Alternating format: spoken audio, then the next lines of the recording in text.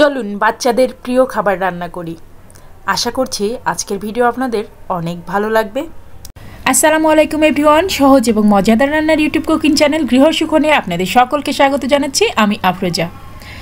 My recipe today is healthy lunch platter. It is mainly made for my children. If children do not want to eat vegetables, they can eat vegetables in this way.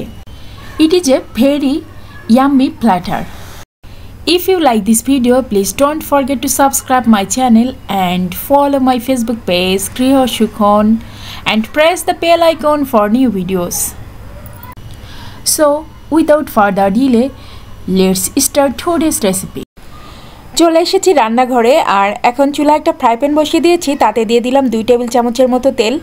আর এখন এই তেলটা একটু গরম হয়ে এসেছে, এর মধ্যে দিয়ে দিব মাছের টুকরাগুলো। এখানে আমি রুই মাছের টুকরাগুলোকে আগে থেকে লবণ হলুদ দিয়ে মাখিয়ে রেখেছিলাম, প্রায় 15-20 মিনিট আগে থেকে মাখিয়ে রেখেছিলাম। আর এই লবণ হলুদ দিয়ে মাখিয়ে রাখা মাছগুলো এখন আমি এই তেলের মধ্যে দিয়ে দিলাম এবং এগুলাকে এপিট ওপিট ভালো করে ভেজে নেব। তবে খুব বেশি মচমচা করে মাছগুলো ভাজবো না, কারণ আমি এগুলো তরকারিতে দিব, সেজন্য দুপাশ মোটামুটি একটু ব্রাউন কালার আসলেই মাছগুলোকে আমি তুলে নিব। তো আমি এক ব্যাচ মাছ ভাজা কমপ্লিট করে আরেক ব্যাচও মাছ ভেজে নিব। আজকে আমি রুই মাছ দিয়ে বেগুন দিয়ে রান্না করব। অনেক সময় হয় না বাচ্চারা কোনো ধরনের সবজি খেতে চায় না, তো তখন আপনারা কিন্তু মাছ বা মাংসের সাথে এভাবে সবজি দিয়ে বাচ্চাদেরকে সবজি খাওয়াতেই পারেন। এক ব্যাচ আমার ভেজে নেওয়া হয়ে গেল, আমি এখন বাদবাকি মাছগুলো ভেজে নেব। এটা কিন্তু বড়দের জন্য খুব স্বাস্থ্যকর একটা খাবারের আইটেম। এই খাবারগুলো যে শুধু বাচ্চাদের জন্য স্বাস্থ্যকর তা নয়, এগুলো কিন্তু বড়দের জন্য ভীষণ স্বাস্থ্যকর। তো এখন আমি তরকারিটা রান্না করে নিব। তার জন্য একটা কড়াই বসিয়ে দিলাম আর তাতে দিয়ে দিলাম 1 টেবিল চামচের মতো তেল। আমি সবসময় সরিষার তেলটা ইউজ করি, বাট আজকে আমার সরিষার তেলটা শেষ হয়ে যাওয়ার কারণে সয়াবিন তেলই ইউজ করতে হচ্ছে। এখানে দিয়ে দিলাম পেঁয়াজ বাটা, রসুন বাটা। আমি এখানে পেঁয়াজ বাটা দিয়েছি 2 টেবিল চামচ, রসুন বাটা দিয়েছি 1 টেবিল চামচ, আর দিয়ে দিলাম অল্প একটু পানি। গুঁড়া মশলা দেওয়ার আগে একটু পানি দিয়ে নিই। এখন এখানে দিয়ে দিলাম 1/2 চা চামচ হলুদের গুঁড়া, 1/2 চা চামচ মরিচের গুঁড়া, 1 চা চামচ জিরা, 1 চা চামচ ধনিয়া। এবার মশলাটাকে খুব ভালো মতো কষিয়ে নেওয়ার পালা। মশলা যদি ভালো করে কষিয়ে নেওয়া না হয় তাহলে কিন্তু মশলা থেকে বাজে একটা গন্ধ বেরোয়, আর তাহলে তরকারি খেতে কিন্তু মোটেও ভালো লাগে না। আর লবণটা আপনারা আপনাদের স্বাদ অনুসারে দিয়ে দিবেন। মশলাটা কিন্তু বেশ ভালো মতো আমার কষিয়ে নেওয়া হয়ে গিয়েছে। আর এখন আমি এর মধ্যে আরও কিছুটা পানি দিয়ে দিব। আর এই পানিটা যখন ফুটে উঠবে তখন আমি বেগুনগুলোকে দিব। এতে করে বেগুনের কালারটা নষ্ট হয় না।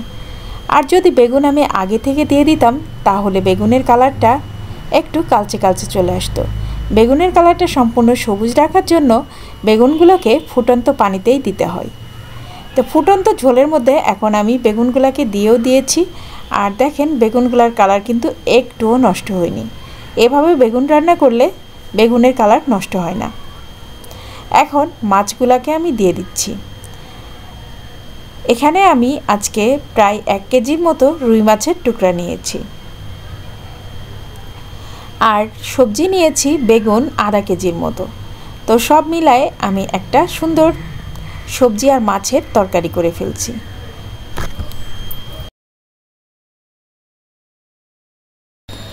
তরকারিটা দেখতে যতটা সুন্দর, খেতে তার থেকেও বেশি সুন্দর। দেখেন কত সুন্দর একটা কালার এসেছে। আর লবণ টেস্ট করে নিলাম, সব কিছু ঠিকঠাক।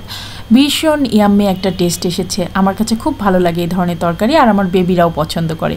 তো তরকারিটা নামিয়ে রাখলাম। এখন আমি ডালে ফোড়ন দিব। মসুরের ডালটাকে আমি আগে থেকে পেঁয়াজ, রসুন, কাঁচামরিচ, হলুদ সব কিছু দিয়ে সিদ্ধ করে একটু পানি দিয়ে ঝোল করে নিয়েছি, মানে সিদ্ধ করে ঘন্ট করে। এখন এটাতে বাগার দেওয়ার পালা। তো বাগার দিচ্ছি প্রথমে 2টা শুকনা মরিচ দিয়েছি, তারপরে আধা চা চামচ আস্ত গোটা জিরা দিয়েছি, আর তার মধ্যে দিয়ে দিলাম 3 টেবিল চামচ পেঁয়াজ কুচি, আর 1 টেবিল চামচ রসুন কুচি। একটু ব্রাউন কালার চলে এসেছে দেখেন। তো তখন আমি ডালটা দিয়ে দিলাম। ডালটাকে কিন্তু আমি আগে থেকে লবণ, হলুদ, পেঁয়াজ, রসুন সবকিছু দিয়ে সিদ্ধ করে রেখেছিলাম। ধনে পাতাটা দেওয়ার কারণে যখন ফুটে উঠেছে তখন দিয়ে দিলাম কিছুটা, চুলাটাকে অফ করে দিলাম কারণ ডালটা হয়ে গিয়েছে। আর যেভাবে আমি বাগারটা দিয়েছি এভাবে যদি ডালে বাগার দেন এত সুন্দর খেতে হয় যে কি বলবো, বলার ভাষা নেই। এখন যে ফ্রাই প্যানে আমি মাছ ভাজি করেছিলাম সেই ফ্রাই প্যানে এখন আমি একটা একটা করে আলু দিয়ে দিচ্ছি। আলুটাকে গোল গোল করে কেটে এটাতে লবণ হলুদ মাখিয়ে রেখেছিলাম। এই আলু ভাজিটা বাচ্চারা খেতে খুব পছন্দ করে। এরপরে আমি কিছুটা মিষ্টি কুমড়া ভাজি করে নিব একই স্টাইলে। তো মিষ্টি কুমড়াগুলোকেও আমি লবণ হলুদ দিয়ে মাখিয়ে রেখেছি। প্রথমে আমি আলুটাকে ভেজে তুলে নিব, তারপরে আমি মিষ্টি কুমড়াটাকে ভেজে নিব। তো আলুটা এরকম ব্রাউন কালার আসলে তুলে নেবেন। এরকম ব্রাউন ব্রাউন করে আমি আলুটাকে মচমচা করে ফ্রাই করে নিলাম। আলুর এই ভাজিটা পছন্দ করে না এরকম বাচ্চা খুঁজে পাওয়া কিন্তু দায়। তো বাচ্চারা কিন্তু এভাবে আলু ফ্রাই করে দিলে খুব মজা করে ভাত খায়। আমার বাচ্চারাও খুব মজা করে খায়। তার জন্য আমি মাঝে মাঝে এরকম সকালেও করে দিই, আবার দেখা যায় দুপুরের খাবারেও করে দিই। তো আজকের লাঞ্চ প্লেটারেও আমি এই আলু ভাজিটা দিয়েছি। তো আমি আজকে যে 2 ব্যাচের মতো আলু এভাবে করে ভেজে নিয়েছি ফ্রাই প্যানে। আর এই সময় চুলার তাপমাত্রাটা অবশ্যই মিডিয়াম রাখবেন। খুব বেশি তাপ দিলে দেখা যাবে যে আলুটা পুড়ে যায়। তো এরকম এক পাশ হয়ে গেলে আরেক পাশ উল্টে দিতে হবে, উল্টে পাল্টে আলুগুলো ভেজে নিতে হবে। আমার বাচ্চাদেরকে আমি প্রায় প্রতিদিন বিভিন্ন রকম খাবার দেওয়ার চেষ্টা করি, আর চেষ্টা করি যেন পুষ্টিকর হয় খাবারগুলো। তো প্রতিদিনই দেখা যায় ওদের খাবারে মানে ভিন্নতা থাকে, একই রকম খাবার কখনোই সবসময় দিই না। বিভিন্ন রকম খাবার খাওয়ানোর চেষ্টা করি এবং সবজি খাবার দেখা যায় যে আমার ছোটো মেয়েটা একেবারেই খেতে চায় না। তো সেক্ষেত্রে আমি সবজিগুলোকে একটু অন্যরকমভাবে ওকে খাওয়াই। যেমন আজকে যে মিষ্টি কুমড়াটা ভাজি করেছি সেটা কিন্তু ও ভীষণ পছন্দ করেছে। এখনকার বেশিরভাগ বাচ্চা সবজি খেতে চায় না, মাছ খেতে চায় না, কিন্তু মাংসের প্রতি আগ্রহটা বেশি আর বাইরের খাবারের প্রতি আগ্রহ তো প্রচুর বেশি। তো বাচ্চাদেরকে কিন্তু এভাবে করে সবজি খাওয়াতেই পারেন, মজা করে খেয়ে নেবে। এই যে মিষ্টি কুমড়া ভাজিটা এতটাই মজা হয় যে বলে বোঝাতে পারবো না। জাস্ট একটু লবণ দিবেন, একটু হলুদ দিবেন, আর যদি পারেন একটুখানি আদা আর একটুখানি রসুন দিয়ে মিষ্টি কুমড়াটাকে ম্যারিনেট করে রাখবেন। বাচ্চারা যেহেতু মরিচ খেতে পছন্দ করে না তাই মরিচ না দেওয়াটাই বেটার। তো এখন আমি মিষ্টি কুমড়াগুলোকে এপিট ওপিট করে সুন্দর করে ভেজে নিচ্ছি। তো এক পাশ হয়ে গেলে এরকম উল্টে দিবেন। এই মিষ্টি কুমড়া খেতে কিন্তু খুবই মজা লাগে, বাচ্চারা খুব খুব খুব পছন্দ করে। আর মিষ্টি কুমড়া এতটাই উপকারী একটা সবজি যে মানে এর উপকারিতা বলে শেষ করতে পারবো না। তো মিষ্টি কুমড়া ভাজি করা আমার কমপ্লিট হয়ে গেল, আর এখন আমার রান্নাবান্না সবই কমপ্লিট। এখন আমি শুধু প্লেটারটা সাজিয়ে নেব। তো প্রতিদিনই আমি আমার বাচ্চাদের প্লেটারটা এভাবেই সাজাই, সবসময় মনের মাধুরী দিয়ে সাজাই, মনের সব ভালোবাসা দিয়ে আমার বাচ্চাদের প্লেটটা আমি সাজাই। এতক্ষণ আপনারা যারা কষ্ট করে আমার ভিডিওটা দেখলেন তাদের সকলকে জানাচ্ছি অনেক অনেক ধন্যবাদ আমার ভিডিওটা শেষ পর্যন্ত দেখার জন্য। আর যাদের আমার মতো বাচ্চা আছে তারা কিন্তু বাচ্চাদের প্রতিদিন হেলদি খাবার খাওয়াবেন, এতে করে বাচ্চাদের জন্য খুবই ভালো হবে। বাইরের খাবারটা অ্যাভয়েড করলেই ভালো।